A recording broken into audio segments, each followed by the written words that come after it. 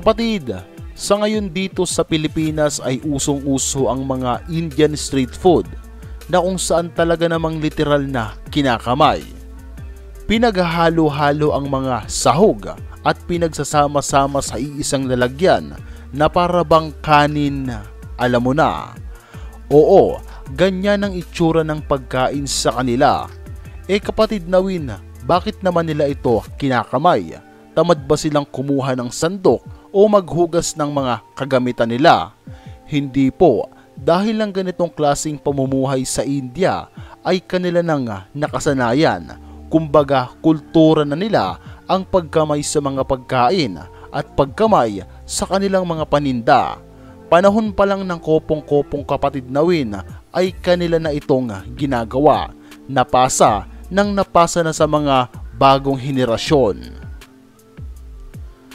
Ingredients at binubuhos talaga ang lahat. Kaya naman yung mga vlogger na pumupunta dito o yung mga turista, kahit alam nilang kinakamay yung pagkain, nagtatry silang tikman dahil hindi naman talo yung lasa. Ang pagkakamali lang nila kung paano nila ito ginawa, pero wala tayong magagawa dahil yun ang kultura nila. Beef, you can smell cardamom and cinnamon and masala, and the dates give it a sweet smell. At isa pa, alam mo ba na may mga lugar dito sa India na talaga namang dinarayo ng mga turista o ng mga vlogger dahil sa mga street food na naririto? Nabibilang ang mga lugar ng Mumbai, Delhi, Kolkata, Bangalore. Ang mga lugar na yan ay talaga namang talamak ang street food.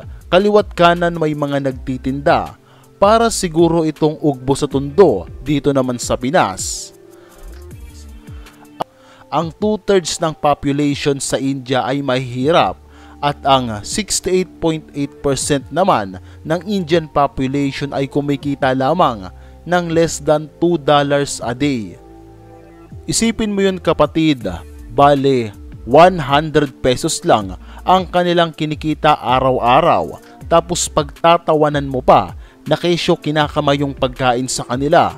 Napakahirap ng buhay sa India.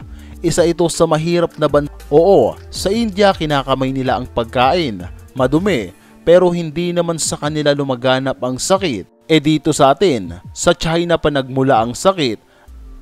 May kanya-kanya tayong kultura. Respetuhin na lang natin ang isa't isa. Kung dito sa Pinas may mga Indian na nagpapautang ng 5-6, sa ibang mga bansa ang mga Indian na ang video natin patungkol sa Indian street food. Nagustuhan mo ba? Pa-like at subscribe naman. So this is Win YT. Maraming salamat. I'm out. At ito ang tatandaan mo, respeto sa kultura.